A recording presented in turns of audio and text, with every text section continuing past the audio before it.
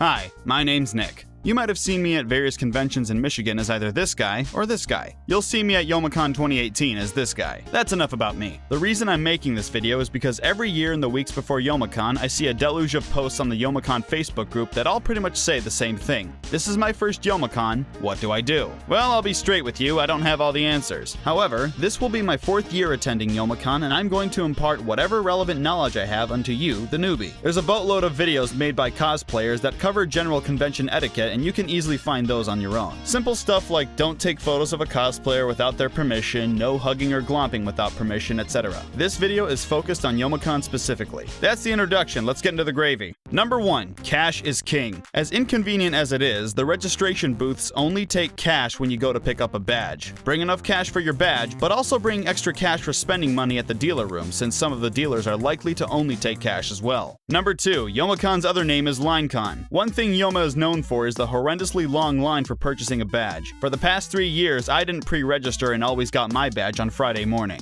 Tons of people get their badges that day, and apparently even more on Saturday. My wait time each year was between an hour and a half to 2 hours, and I would get there shortly after they opened the booths. For those of you wearing high heels or other footwear that isn't fun to be in for a long time, this is why we encourage that you bring something more comfy for when you're not posing for pictures. Back to lines, from what I understand, the pre-registration line for people who are picking up badges they bought months earlier isn't much shorter on Friday and Saturday. God willing, I will be picking up my pre-reg badge Thursday evening. I'll report on what that line is like in next year's video. Number 3. United we stand, divided we end up. Youmacon is split between 2 large buildings, Cobo Hall and the Renaissance Center. Both buildings feature a wide variety of programming, and that's where things get complicated. You and your friends may have different panels and photo shoots you want to go to, and both buildings will have plenty. There will be time conflicts, and you may run into situations where you have to hop on the PeopleMover to get to a panel in the Rensen right after you get out of a photo shoot in Kobo. You're gonna be all over the place. Take it from me, I have never attended a panel or photo shoot at Youmacon so far, but I still got split up from my friends because they had a panel or photo shoot they wanted to attend. That being said, we reunited many times throughout the weekend and still had a great time regardless.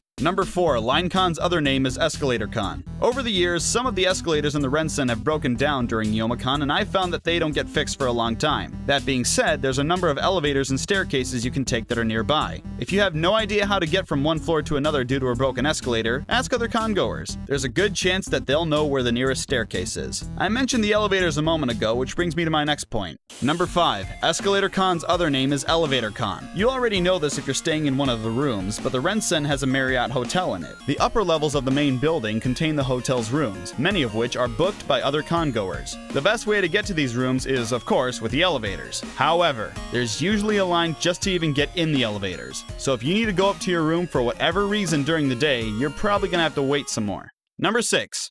Shower. There's nothing more to this. Shower. Wash whatever part of your cosplay you can so it doesn't stink the next day. Wash it in the shower of your hotel room. It's possible. I've done it. Do everyone a favor and shower. If you really can't, at least use deodorant. Please.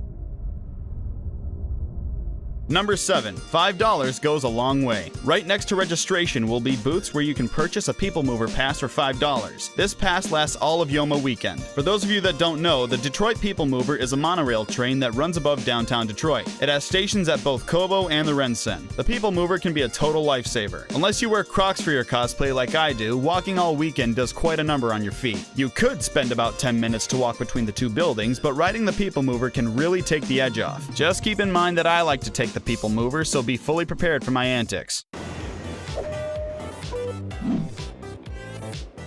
You just got Kraft Punk.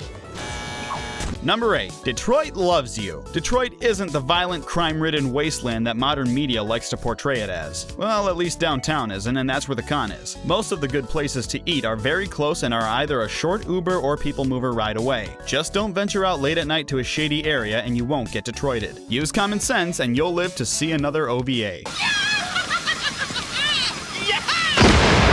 Number 9. CoppaFeel Catch a Fist. On Friday and Saturday night, there's a dance that takes place at the Rensen Ballroom. I used to not go because I've heard lots of horror stories of it being a sweaty mess loaded with dudes who are eagerly looking to feel girls up, and I didn't want any part of that. I buckled last year and went, and everyone seemed to be having a good time, and so did I. I boogied until I couldn't see 5 feet past my visor, and I even got a conga line started. But that's besides the point. The point is that some women who go to the dance end up getting grabbed without consent by creeps who have no game and even less decency. Lots of people bring certain outfits just for the totally not a rave, and some of them can be pretty revealing. As we all know, cosplay is not consent, and the wild atmosphere of the dance doesn't create exceptions. If you're going to be a scumbag and get handsy, prepare to get called out, thrown out, and/or knocked out. Respect everyone's personal space and keep your hands to yourself. If you're that desperate for a woman's touch, there's plenty of always consenting dakimakuras you can buy at the dealer room. Yamero! Okay, maybe not that one. Number 10, we have food at home. You don't have to mosey around Detroit in your cosplay to get something to eat if you don't want to. The Rensen has a food court downstairs with a variety of fast food restaurants to get a quick fix. Burger King, Euroland, Mac and Cheese, my favorite for obvious reasons, etc. If you're really rolling the nickels, there's other good restaurants like Granite City Food and Brewery and Tower 100. So whether you want something small or want to grab a proper dinner with some friends, there's no shortage of choices right there at the Rensen. For this next one, you might want to write this down. Yeah, baby. This list goes to 11. Let's hit it. Number 11, the big one. This is probably the most important thing about attending Youmacon. A lot of people don't learn this until after the first time or even multiple years of going to Yoma. I'm gonna save you plenty of time and just tell you, always make sure to... We clear?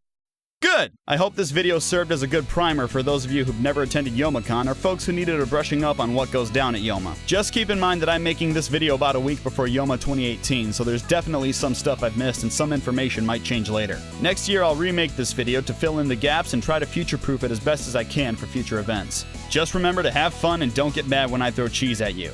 See you at Yoma.